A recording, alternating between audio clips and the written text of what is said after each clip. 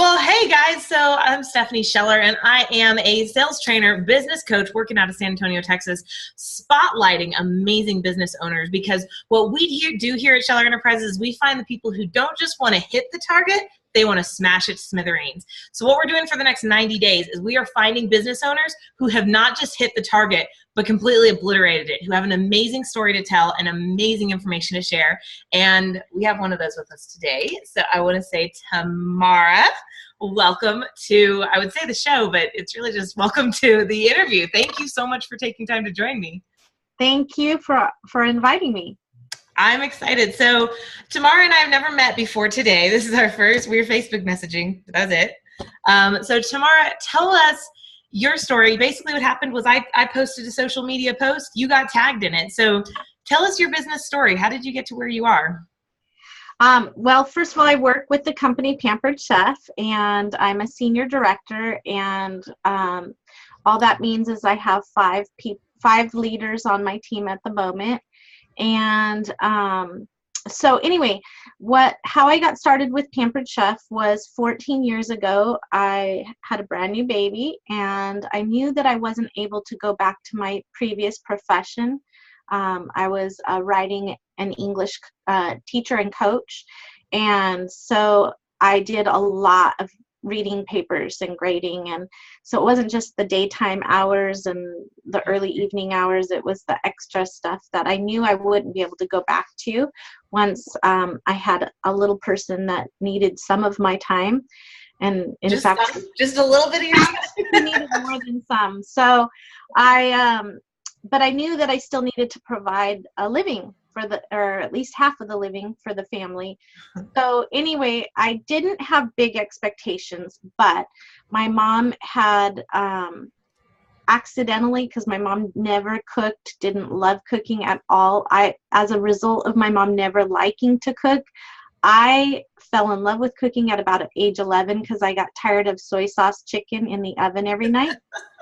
So So anyway, my mom accidentally fell into Pampered Chef when it first came to California in '93, and she just blew, here I had my master's degree and everything. My mom hadn't gone to college yet at that point, and she blew everybody out of the water with like the money she made probably within her first 2 years of Pampered Chef. Wow.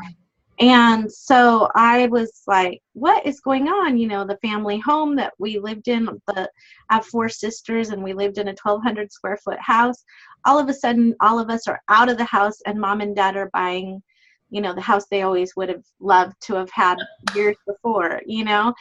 And so I was very curious by what was happening over there, but I thought it was going to be this short-lived thing. And then, of course, when my baby was born, you'd think I'd have higher expectations. I still didn't. But I thought, maybe it'll buy me 6 months or a year home with the baby before I have to, go back. So if it did, I would have figured that was my success. And so, it was difficult at first, but when you have a newborn staring you in the face and every day that's your motivation, I'm not going back. I'm just not going back. It made me really focus and really treat it like a job. And what I didn't understand, because I had never worked for myself before, I'd always worked for either a school or a university. I didn't understand that most people or many of the people I knew that were working a personal business such as this, they would treat it like a hobby. They worked it, around the side and often around other full-time jobs and things, which makes total sense. But then I only saw the people who were getting paid part-time or hobby time. And we all know hobbies cost you money. They never make you money. So I try and tell people that all the time and they give me dirty looks. I know, it's so true. So anyway, so I didn't understand that at first, since I had never been a business owner myself.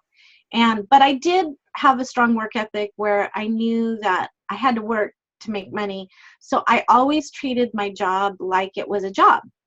that was the difference. And my husband, though he didn't believe in the company at that time, he did believe in me. So he knew that if it wasn't going to work, I wouldn't just flounder about. I would either make it work or I would pick something else. So he was always supportive of me.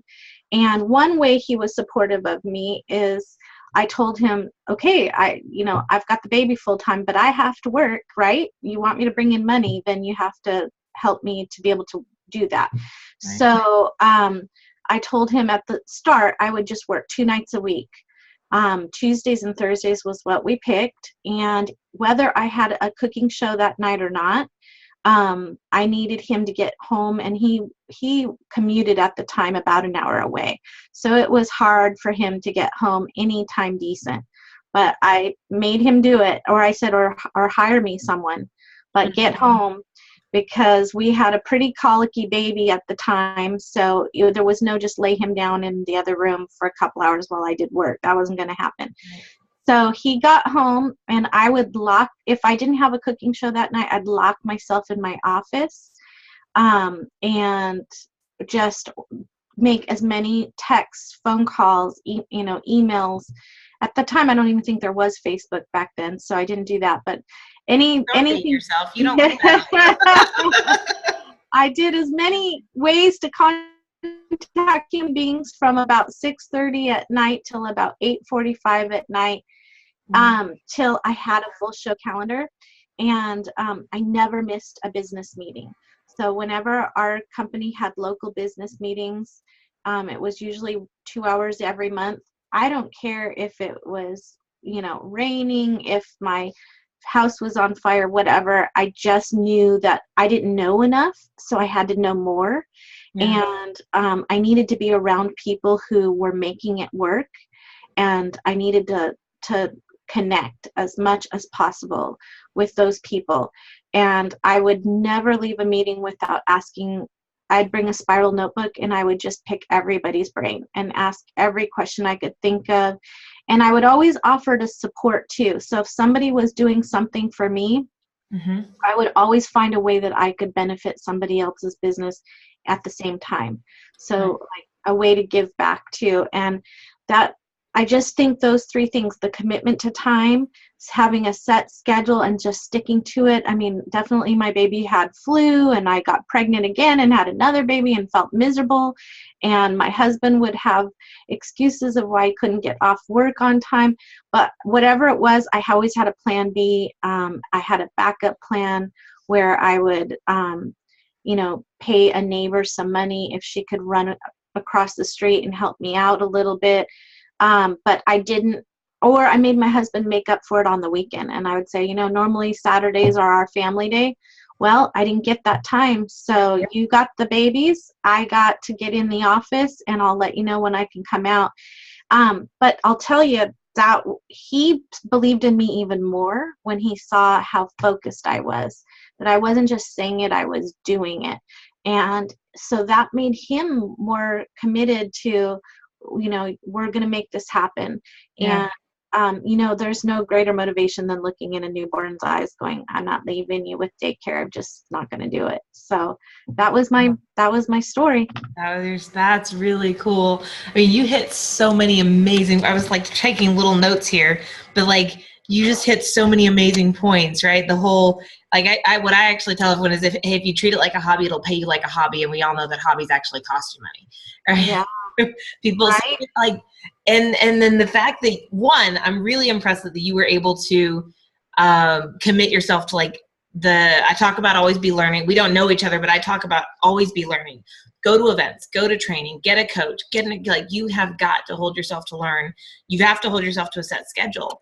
And for you to like just pick up on that and go do that when you're obviously, I can see why you got tagged, because that's such an inspiration. There are so many moms who they're like, I'm not leaving you, so I'm going to spend my Tuesday and my Thursday night with you instead of working on the business. And it's I don't want to fault them, but it's short-sighted. It's short-sighted. No, for whatever reason, thanks be to God or whatever, I knew I can give up 2 hours, 2 nights a week, but I can't give up all what I was used to giving up before I had babies. Yeah. I knew that was my other alternative, and that looked far scarier to me than having a neighbor run across the street for 2 hours and watch my baby in my living room while I'm in the next room, and you got to be able to see the forest through the trees. It's hard sometimes when you don't even, I remember at times we were barely making enough to pay the phone bill, and I needed the phone to keep making phone calls for work, but, and so let alone the thought of paying a neighbor across the street just sounded stupid, really. But I just knew like that was my lifeline. I was going to do that, or the other just looked far scarier. So, sometimes you have to see the forest through the trees. You do have to make a couple hours sacrifice, a couple dollars sacrifice here and there. Nothing silly, nothing crazy. But I really found that it's consistency in any success in life. It's not this bang up job, like 1 month you killed it, you made it happen, you did all the promises you said you were going to do. And then, look, you've got all these accolades you can write on that for a year. No, it unfortunately, I wish life worked that way, and it really of course doesn't. I've tried many times to do that with diet plans, and they never seem to work like that, But business seems to be the same result. The business is, it wasn't this crazy amount of work I did. It was more just going to every once a month meeting. It was more just putting in those couple hours. Yeah. And then when the baby was napping, man, especially when I had the second baby, I wanted to nap too. But you know what? And I wanted to clean my house too. That was saved for the weekend. Those, hours that the baby was napping, those were, prime business hours where I was connecting with hosts and host coaching and sending host packets out and booking my calendar and following up and thanking customers. And that's what I needed to use those hours for. And I really safeguarded them as best I could, So what do you do? Because now that you're there, and I assume now you're at the point where you guys can pay the phone bill now. Yeah. Thank you, God. Right. So now that you're at this point where your business is doing well, how do you keep yourself, and the kids are growing up or grown up? Yes. Or? I have a high schooler who's 6'1" now. And oh my gosh, it's crazy. It's crazy. And I have a middle schooler just starting middle school. Wow. So they are both getting bigger than me, which is probably not hard. I'm not that tall. But anyway, they are, they've grown up, and they've, that's been a blessing too. That is an unspoken, didn't expect added bonus, that they've watched their mom stay committed. And so goal setting for them is nothing. It is crazy when you watch a parent who owns their own business that doesn't just survive, but learns somehow later in life how to thrive. Yeah. And so, for example, one of my sisters, she had been in Spain, and this was her life dream. She had a great job out there, and it was a wonderful thing. Well, anyway, our grandfather passed away, and she flew home from Spain to help be supportive with the family when he passed. And situations happened unexpectedly, and she didn't have a way to get back to Spain, and she was devastated. And my older son looked at her and said, "Aunt Amanda, why do you seem so sad?" And he knew, that it was probably because of my grandfather. And she said, "I'm sad about that, but I feel like my life is feeling a little bit out of control, like not what I planned." And he said, "Well, what would make you happy?" And she said, "I need to go back to Spain, but I don't have the money to make that happen." And he grabbed a pen and a piece of paper and said, "Well, how much money would it take, Aunt Amanda?" And how old is he? He was about 11 years old at the time. Are you kidding? No, I know I'm not. 40-year-olds who can't do that. It was shocking. And my sister was like, at first she was just thinking, "Oh, I'm having this sweet little conversation with my nephew, No, he completely coached her, how he broke down the numbers. And he's like, "What else would it cost? What's the plane ticket? What are you going to need once you get there to set up your new place?" And he completely coached her through the whole thing, added it up, and said, "Well, Aunt Amanda, you like to," at that time she did a little tutoring job, here locally, because she was a English teacher out in Spain, you know. She was doing a tutoring job, and he said, how many, Aunt Amanda, you tell me, how many clients or students do you need to be able to make that number happen? Oh my And gosh. he started to cry. She had literally started to cry because she'd only ever worked for somebody else too out there in Spain. And she goes, well, I guess it would be about 75 sessions of students. And he goes, well, you're just 75 sessions away. You can go do that, Aunt Amanda. You're going to be busy, but you can do it. And oh my gosh. booked her next 6 months and worked her fanny off on top of, you know, her other job where she was, you know, making a living. And 6 months later, she sent him the most precious little card in the mail saying, this is from Spain, and you helped me see I could make it happen. So those are the kids that grow up. I did not ever willfully teach him that. I didn't even know he had ever listened to anything I'd ever said to anybody. But when you work from home, there are things that happen like that. That's probably the coolest story I've ever heard for a little 11-year-old to do that. Like, holy cow, that you got to be super proud of that one. Oh, my heart was bursting. My sister didn't even realize I was listening to the whole thing, and I was just thinking, wow, he When could did this happen? Oh my gosh, how cool. That, you know what's so cool about that one though, like he's a senior now, right? That's the senior? Oh, he's actually going to only be a freshman in high school. He's huge, but he's only going to be a freshman, yeah. Oh my gosh, he's 6'1", and he's good. Okay, wow. That was hard to wrap my head around. He's gonna be oh my gosh. Does he do basketball by any chance? Yes, that's his love of life is basketball. Oh my God.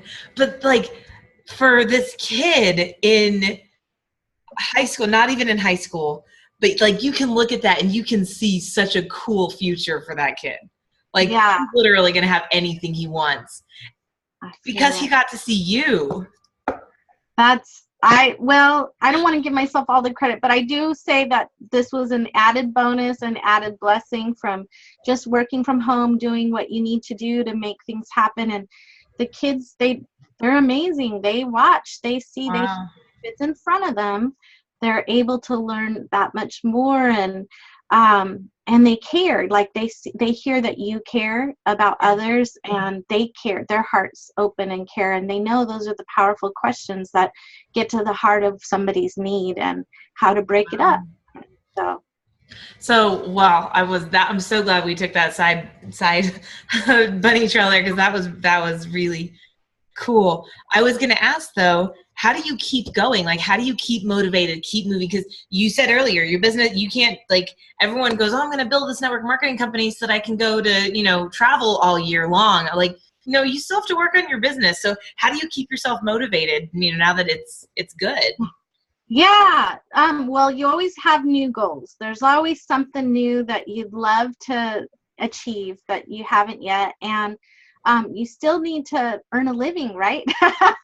I always joke because several of my team members would say, I mean, after a while, don't you just get tired? And I would say, how many of you worked any other job in all your life? Did you ever get tired?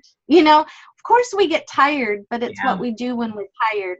You push through it. And the truth is, I would always say this is the best job in the world, because the truth is, before I would have real fish to fry. I would have like somebody who's not going to graduate from high school, or a child with a real severe special needs that needed some serious accommodations just to make learning possible, or whatever. There'd be some real issues, and those are hard. That's hard. Or what other people do, like nurses and doctors, and our vets, and what people do. That's hard work. Yeah. So I don't let myself get bogged down with, we hear no's. Yeah, you know, people reschedule on you. Yeah, life is going to happen and you're going to get cancellations and there's going to be setbacks, and sometimes it's the time you least need to hear that at all. But the truth is every job has that. That's called life. And so it's really what we do with it that matters. And if you just stay focused on really what you're doing, you realize the blessings far outweigh the cost. So just put one foot in front of the other. You don't have to run a marathon. Well, the truth is it's not a sprint. That's the thing. So don't always treat it like it's a sprint. Do treat it more like it's a marathon, but you got to keep putting that one foot in front of the other. Wow. I was going to ask, like, what is your best piece of business advice? But it sounds like I don't know. Is that your best piece for someone who's wanting to build a business? Is that probably your best piece? Probably that, and just over everything. Overbook yourself, because like I mentioned just now, you're going to have cancellations. You're going to have no's. You're going to have unexpected life just happen. Don't ever take it personally. None of it's about you. Absolutely none of it. Even when you think it's about you, it's still not about you. It's, you know, somebody's having a bad day, none of it's really anything to do with you. So just take yourself out of the equation, but overbook, overplan, and it'll be fine. Don't get lost in the small stuff. Don't stress about, well, this happened to me. It all happens. And it doesn't mean it's not frustrating. Have someone that you can go to the side with and have a cup of coffee and go, dang it, but then as soon as you say, dang it, pick yourself up, because this is so normal. There isn't anybody in any business or any job that isn't having the same thing you're having. Just have a good attitude and say, well, par for the course. That means my next 7 people aren't going to reschedule at all. They're going to be fantastic shows. If you're going to make it up, you might as well make it up positive. So just make it up positive and keep moving, one foot in front of the other. Oh my gosh. I want to keep these short for people to be able to watch a bunch of them, but I feel like we could talk forever. I'm listening to everything you're saying, and I'm so, so, so glad that you got tagged in that post. Oh, well, it's an honor and a privilege. Thank you, Stephanie, for being willing to take your half hour with me, and I'm honored to share. Well, thank you. I mean, I really appreciate you. You've shared a lot of really good stuff here. I will definitely be passing this one around, and hopefully we will stay chatting, and we'll have the chance to chat again soon. Yes, I would love that. Thank you. Cool. Well, thank you guys so much for joining us as well. We will be back with more interviews over the next 90 days of amazing business owners just like this. Stay tuned. You can subscribe on YouTube. You can follow me on Facebook. We'll keep them all right in on the social media channels. And if you can't find any of that, you can always go to www.thestephaniesheller.com. Everything's listed there. All the content is original content, except for when I bring on incredible guests like our amazing Miss Tamara. Well, thank you again, and I look forward to chatting to you guys very soon. Thank you.